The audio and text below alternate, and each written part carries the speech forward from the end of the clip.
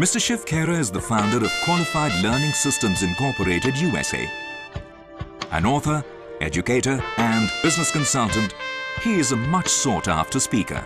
He inspires and informs people, helping them to realize their true potential.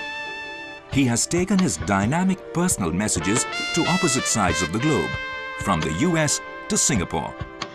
His 30 years of understanding and experience has helped people on the path of personal growth and fulfillment.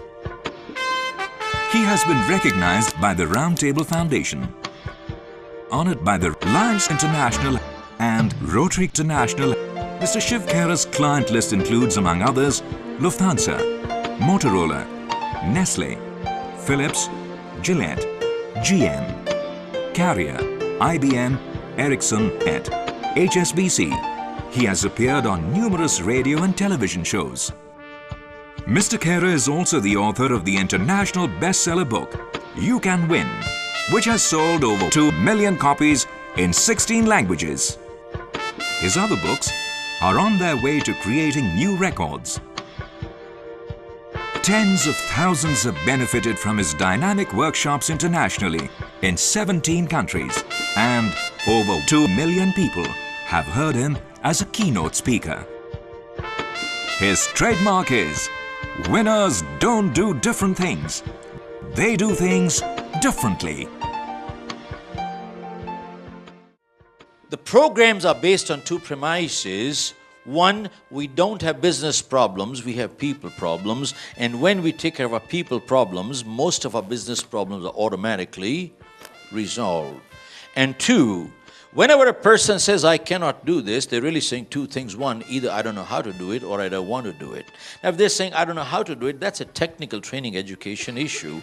But if they're saying, I don't want to do it, they're really saying two things. One, either I don't care to do it, that's an attitude issue, or I feel strongly enough not to do it, that's a values issue.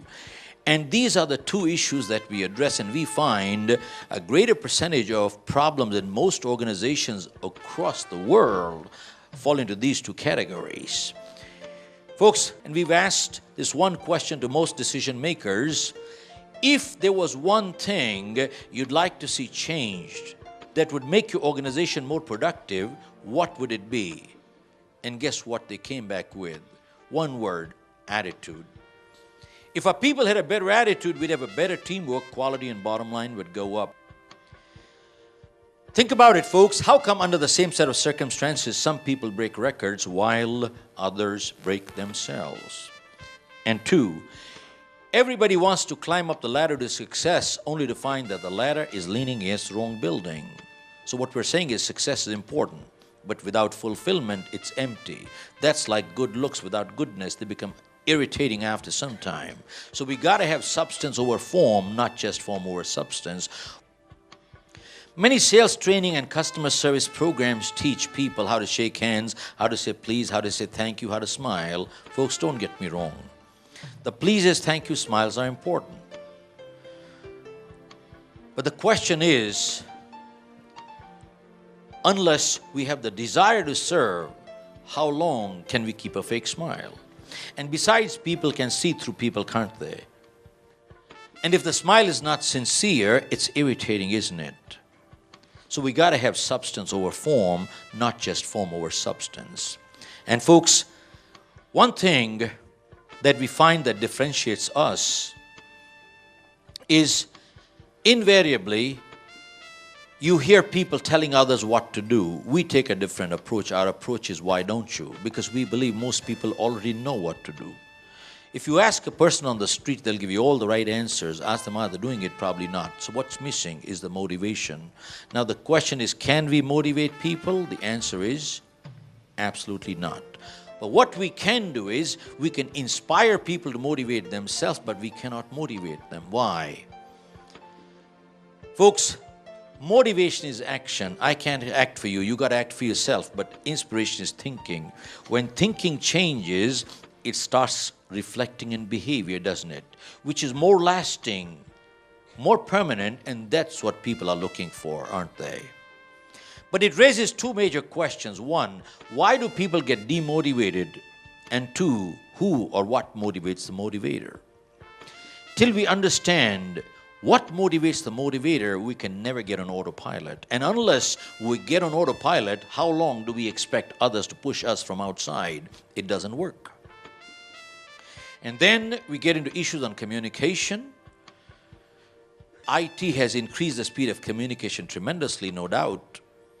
But unless people know how to and what to communicate, they'll only miscommunicate a lot faster, won't they? And you know the cost of miscommunication faster? It's horrendous. And then we get into issues on self-esteem. What is self-esteem? Self-esteem is the way we feel about ourselves. When we feel good, the world looks nice, productivity goes up, and relationships are a lot better, aren't they? And the reverse is just as true. And self-esteem is inversely related to egos. Have you seen people with egos like a know-it-all? What do? They talk down to people, don't they? They put down others, don't they? And every decision they make is more to satisfy ego than makes sense. Folks, think about it. Why does a human being put down another human being? It is sadistic but true. There are some people who feel good when the other person feels bad. They feel superior when the other person feels inferior, which means they don't want to lift themselves up, but they want to pull others down. It's very sadistic but true. It happens, doesn't it? And there's a second kind of ego, which is fragile ego. Anything you say, I take it personally, I get hurt. And folks, we talk of teamwork. What do both these egos do to teamwork? They just destroy it. And we find most of the challenges in families, organizations, and societies are major self-esteem issues. And then, folks, we get into interpersonal issues. Why do people deal with us? Not because we're the smartest people. They deal with us because they're comfortable dealing with us. And what gives them the level of comfort? Folks, people don't care how much you know. They want to know how much you care. It is the X factor that connects us together. It is always the intangible, never the tangible. And the question is, how do you build that X factor? That's important. And then we get into goal setting. Folks, unless people have individual goals, how can they tie up with corporate goals? They cannot, can they? And besides, when we get into goal setting, we always address from the holistic approach perspective. And the holistic approach says that people take work problem to the family and family problems to work. We're totally connected, aren't we? And then we get into issues on leadership. Folks, we find there's no such thing known as a neutral leader. Either they're good leaders or they're bad leaders. And good leaders actively guide and bad leaders actively misguide. And folks, good leaders look to create more leaders and bad leaders look to create followers because they are so insecure. And finally, we get into values and vision. Vision is what? Vision is the ability to see the invisible. It is not problem solving, it's preempting and preventing. And if we can see the invisible, we can achieve the impossible. And finally, we get into values which says our credibility determines our profitability, which is not only money but goodwill, which is more important, folks. But profitability is not the reason why we practice values. We practice because we believe in them. Folks, if we practice values because of profitability, we're acting. Then we should go to Hollywood or Bollywood. We practice values not because of profitability, but because we believe in them. Which means there are things in life that we would do or not do, even if no one is watching, we would still not do it. And that is really what we're talking is character. There's a world of a difference between reputation and character. Reputation is what other people think of us. Character is what we know who we are.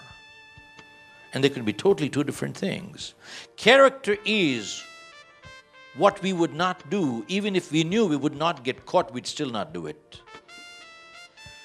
Folks, some people are honest because They don't want to get caught telling lies. They're doing the right thing for the wrong reason. Whereas some people are honest because they believe it's the right thing to do. They're doing the right thing for the right reason. And that's the difference between the two. And folks, finally we close. All this means nothing unless we have a system to put into practice. And that is what is most important, that we do want to walk away with an action plan, don't we?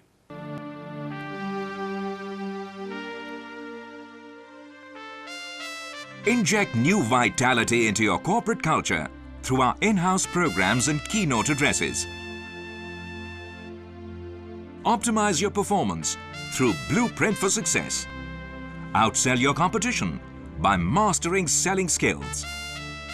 Master platform skills by learning public speaking. Build bridges through effective communication skills. Outperform your competition through exceptional customer service.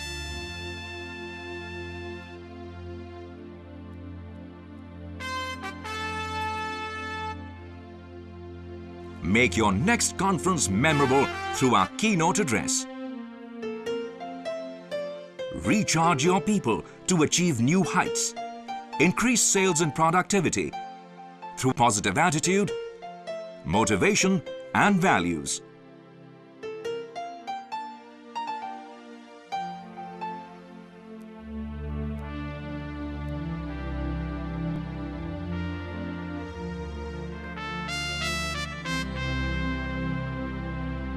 Good parenting may give headaches, but bad parenting certainly gives heartaches. Bring the Positive Parenting program into your schools and colleges.